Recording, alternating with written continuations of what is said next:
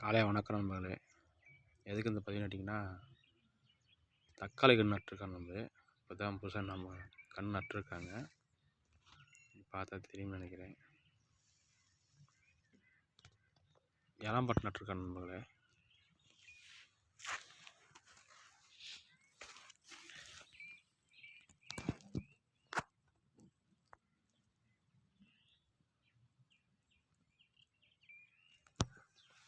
நட்டுருக்காங்க.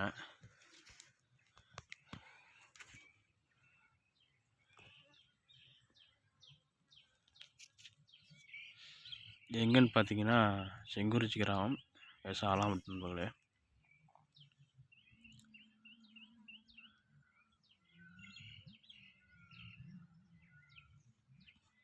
அதில் பந்தல் போடுவோம் நண்பர்களே. பந்தல் போட்டு தான் நம்ம மலையாளத்துக்கு போட்டோம் நண்பர்களே. மழையே பெய்ய மாட்டேங்குது நண்பர்களே. உங்கள் ஊரில் எதுவும் மழை பெய்யுதா நண்பர்களே? மழை பெஞ்சால் கமெண்ட் பண்ணுங்க நண்பர்களே.